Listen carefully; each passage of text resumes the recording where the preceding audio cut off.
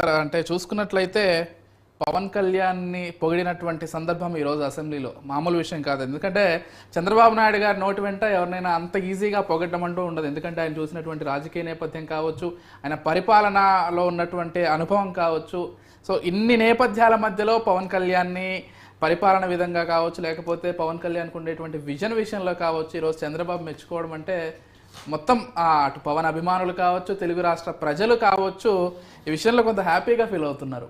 So ఆ విషయంతో start చేద్దాం. ఇక్కడ ఒక సందర్భాన్ని మనం గుర్తు చేసుకోవాలి. ఏంటి ఆ సందర్భం అంటే ఆలస్యం అమృతం విషయం. ఎందుకు ఈ పదాన్ని చెప్పానంటే గత ప్రభుత్వంలో బ్లేడ్ బ్యాచ్లు, గూండాలు, గంజాయి సాగు, గంజాయి వినియోగము, హత్యలు, అత్యాచారాలు ఇవన్నీ జరుగుతుంటే కళ్ళు అప్పగించుకొని చూశారే తప్ప వాటిని ఖండించిన పాపాన, వాళ్ళని ఆపినటువంటి పాపాన మరి గత ప్రభుత్వం చేయలే.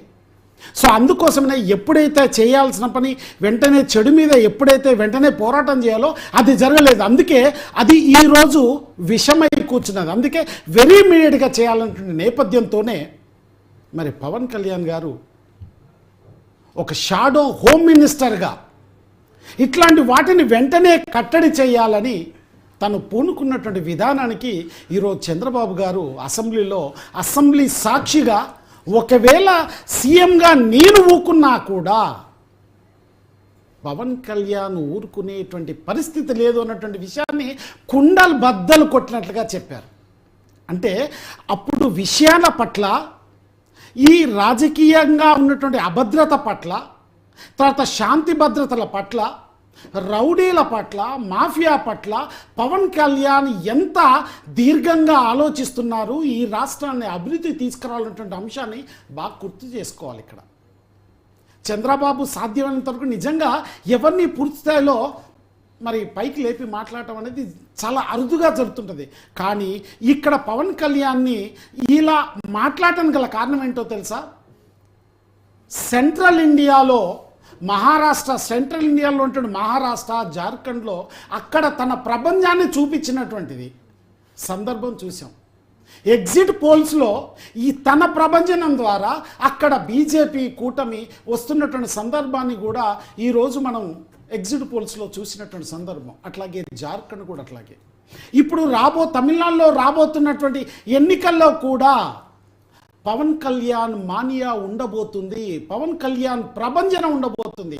అందుకే జనం ప్రభంజనం, పవన్ కళ్యాణ్కే జయకేతనం అనేటువంటి సందర్భం రాబోతుంది.